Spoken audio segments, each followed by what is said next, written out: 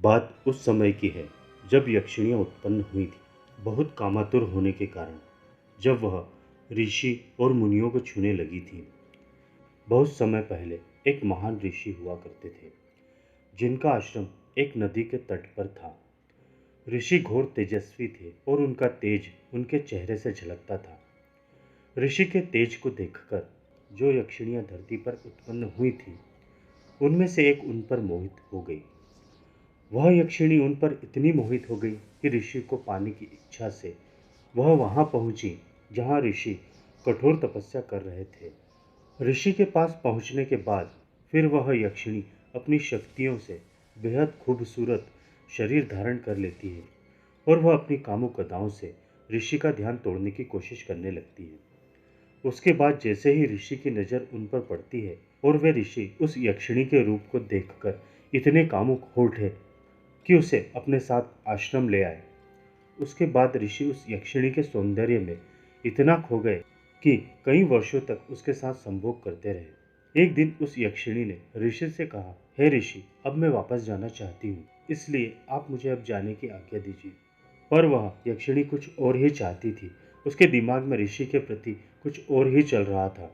यक्षिणी के मुंह से जाने की बात सुनकर ऋषि उदास हो गए और फिर उस यक्षिणी को कहा, अभी कुछ दिन और रुक जाओ, फिर चले जाना। पर यक्षिणी के दिमाग में तो कुछ और ही चल रहा था। ऋषि की बात सुनकर वह यक्षिणी कहती है, ठीक है, कुछ दिन और रुक जाती हूँ, पर मेरी एक शर्त है। अब हम इस आश्रम को छोड़कर पर्वतों की गुफाओं में रहेंगे और सिर्फ वहीं संभोग करेंगे। ऋषि की कामुकता इतने वर्षों में अभी तक खत्म नहीं हुई थी। इस शर्त को सुनकर ऋषि तुरंत मान जाते हैं। पर यक्षिणी ऐसा क्यों कर रही थी? क्यों आश्रम को छोड़कर पर्वतों की गुफाओं में रहने और संभोग करने के लिए कह रही थी? यह विचार ऋषि के दिमाग में घूम रहे थे। फिर ऋषि और उस यक्षिणी ने अगले कई वर्षों तक पर्वतों की गुफाओं में भोग विलास किया। फिर कई दिनों बाद एक दिन यक्षिणी ने फिर से कहा, हे स्वामी, हमें इन गुफाओं में बहुत समय हो गया है, अब तो आप मुझे जाने दें। अभी भी वह यक्षिणी ऋषि के मन की बात जानने की कोशिश कर रही थी कि वह उसे जाने देंगे या नहीं, पर अभी भी उस यक्षिणी के मन में कुछ और ही चल रहा था।